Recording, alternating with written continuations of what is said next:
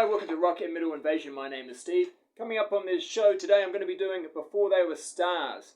So, well-known rock and metal musicians and some of the records that they performed on prior to becoming quite well-known and famous. So I'm going to start off with perhaps someone who's not that famous or well-known, but he's in a very well-known band. And I'm going to be focusing on, I could actually focus on two people here, but I'm going to focus on Tommy Thayer. He is, of course, playing the role of Ace Frehley. And then, of course, you've got Eric Singer as well here on drums. I don't know, it's a bit weird having Tommy and Eric on the front cover of a Best of Kiss when they really had very little to do with the sort of prime Kiss period. Most of these best of songs they were not a part of. But anyway, there they are on the cover. I'm going to focus on Tommy Thayer. He, prior to being in Kiss, was in a band called Black and Blue.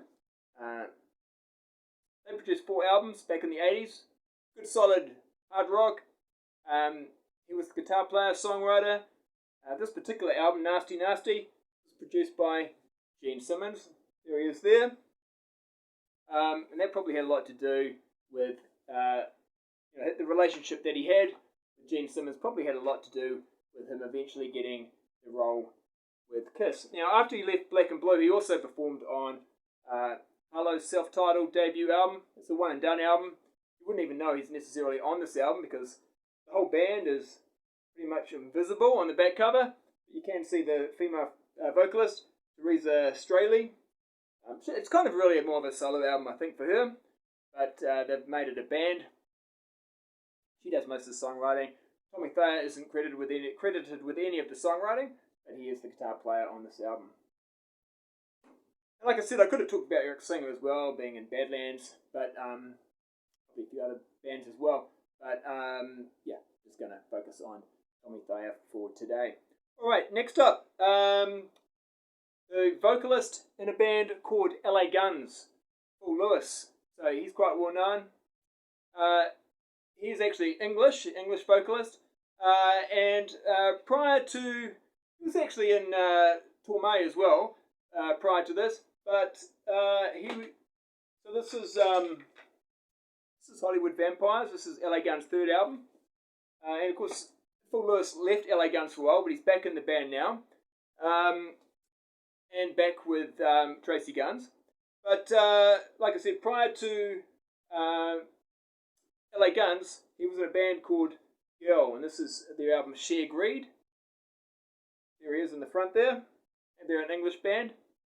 I guess what's interesting, and this is going to lead on to my next Before They Were Famous person, this band also featured Phil Collen, who made his debut for Def Leppard on this album here.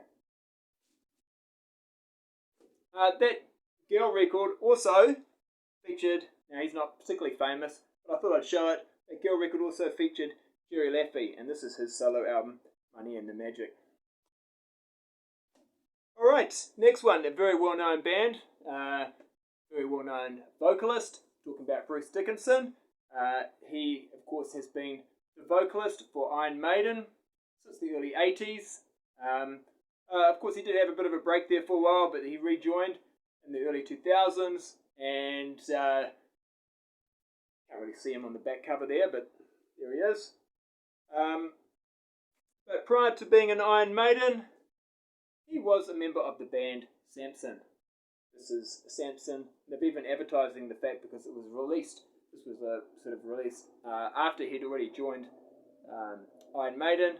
This is Samson featuring Bruce Dickinson, so really trying to sell the fact that it's got Bruce Dickinson on the vocals and the album's Head Tactics. It's kind of a bit of a best of, bit of a compilation.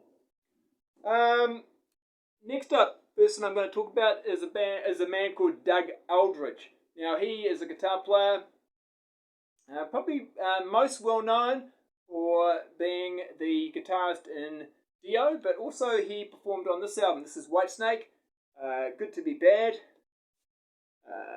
There he is. There he is. And he's been in quite a number of other bands. He played in a band called Hurricane. Burning Rain, Dead Daisies. Yeah. So he's been around in the hard rock metal scene for quite some time. But one of his first bands was a great band. This is a good album called Lion, and this is Trouble in Angel City. And he is the guitar player on this album. Check this album out if you haven't heard it. It's really good. Alright, next up now, this guy is in a successful, well, I say modern, they've been around for, well, coming up to 30 years, but they're still headlining, and the band I'm talking about is Korn, and the Korn drummer is a guy called Ray Luzier, and prior to being the drummer in Korn, he was the drummer in a band called 9.0, and he played drums on the album called Too Far Gone. So there he is there, I think that's him. So yeah, and this is a great album too. This came out in 1990 on, I think, Roadrunner. And yeah, he's the drummer. But yeah, we're checking out this album. But yeah, currently, of course, now he, I think, I don't know, maybe since early 2000s, something like that, he has been the drummer for Korn. So that's one example of a musician who has been around for a while. Was in the sort of the 80s rock scene, but is still performing today at a pretty high level, and in a well-known band. So the next person is another guy who's also done that, and that person is Kelly Hansen. He is the vocalist in Foreigner right now. Now, of course, he's not the original vocalist, but he has been the vocalist in Foreigner for quite some time. But originally, he was the vocalist for a band called Hurricane, and this is their album Over the Edge, and he is the vocalist on that album. And there he is there. That's him there. Another well-known guy from the 80s, early 90s, that has also had success prior to that time is the drummer Matt Sorum. Now, he, of course, is really well known for being the drummer for Guns N' Roses, but also Velvet Revolver, and he also was a drummer for The Cult as well. But prior to all of that, he was a drummer on this album here. This is Jeff Paris and his album Wired Up. And there's a picture of him here. There he is. He was the drummer on that album. He's also, there's no picture of him, but he's also the drummer on Hawk's album. This is kind of fairly obscure, sort of 80s, it's hair metal, I have to say, if you want to call it that, but it does probably fit that sort of category, that sort of genre.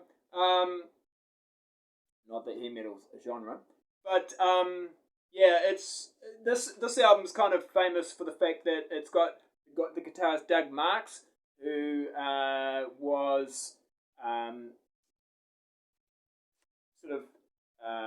selling his Metal Method guitar style, and it still exists now. If you go online and look at Metal Method, he's still selling his technique for playing the guitar. It's called the Metal Method, and there's a picture of him there. But yeah, Matt Sorum was the drummer, but there's no picture of him, but he was the drummer on that album. Alright, next up, another well-known band, and this person has been the bass player in this band for quite some time. Talking about Hugh McDonald. Now, he was, again, not the original bass player or not the original member of the band, but he is quite a well-known studio musician. It was kind of fairly well-known that he had been performing on some of Bon Jovi's albums, even when Alec John Such was actually still in the band. But now he's touring with them and performing on the albums as an official member of the band. So yeah, he was a studio musician, probably performed on quite a number of albums, but I noticed that he also was the bass player. He's credited as the bass player on Lita Ford's Dancing on the Edge. So there's a picture here at the back, but I have a feeling none of those three people are Hugh McDonald. There's three guys there, but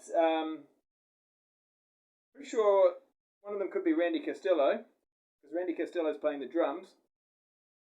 But then it says Hugh McDonald is on bass. But yeah, maybe this is her sort of touring band, not the people who actually played on the album. So yeah, Hugh McDonald, yeah, he played on that album, and yeah, he's played on a few, as a studio musician, he's played on quite a few albums other than Bon Jovi's one. Next up, the current drummer. I think they've got a couple of drummers at the moment, but he is one of them. Dean Castronova. He is the drummer in Journey, and back in the 80s, back in 1987, he was the drummer on Wild Dogs' album Reign of Terror. So quite different to Journey. This is a lot more metal. Yeah, it's good 80s metal. This really great album. Siberian Vacation. That's probably one of my favourite songs off here. Yeah, he's pictured on the back there. It's pretty hard to see him. Little picture there. We Rule the Night. Yeah, great. Really, really good, solid 80s heavy metal. So check that out. But yeah, Dean Castronova is the drummer on that album. Next up, someone who performed on a band that I think this band went platinum in the late 90s. The band is Orgy, and the person in that band who was playing the guitar synthesizer was Amir Darak. I think that's how you say it. Yeah, and he was also the guitarist in Rough Cut. So, and I think he's back playing for Rough Cut, or some version of Rough Cut at the moment. But yeah, he was also in Orgy. And they had a bit of success there for a while. Alright, next up. Now, the vocalist for this band that I'm going to show is a man called Dave King. And he is currently the vocalist for a band called Flogging Molly. Kind of like a Celtic kind of band. Not really a band I'm all that familiar with. But they're quite successful. But prior to that band, he was in a band called Kathmandu. So this is their one and done album. There he is there. With his oar out for some reason.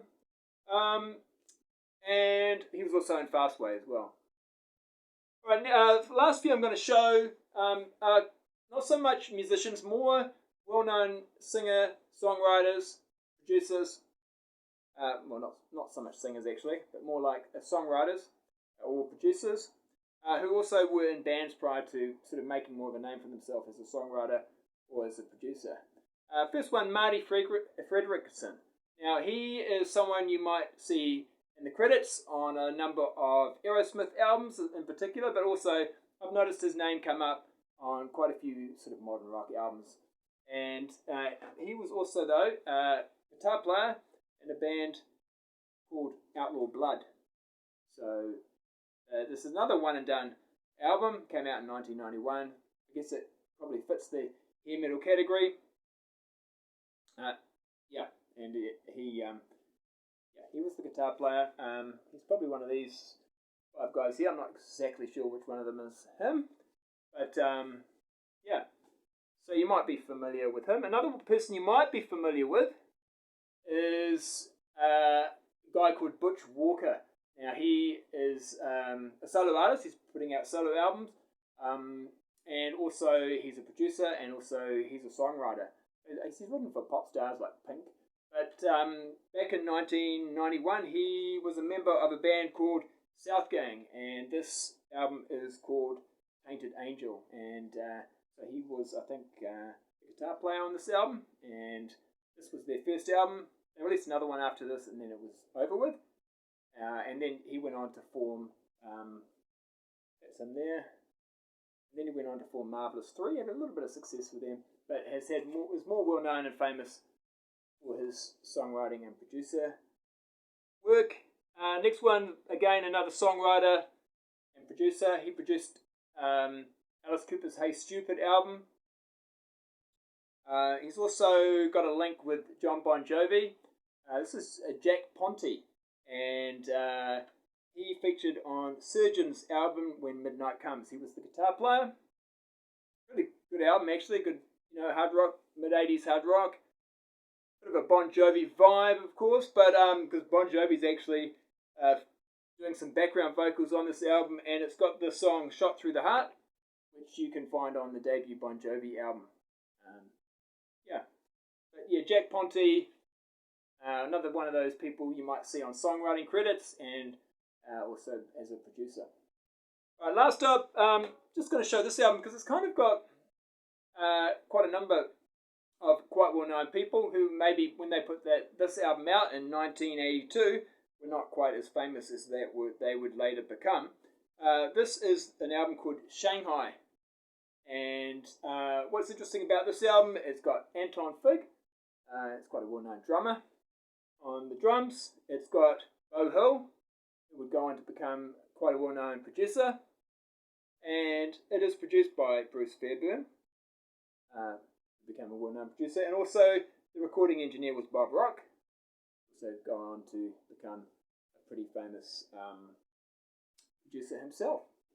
Alright, so that's it for today. I hope you found that interesting, and please feel free to leave comments, subscribe, that would be great, and I'll probably be back next week with another video. Alright, catch you later.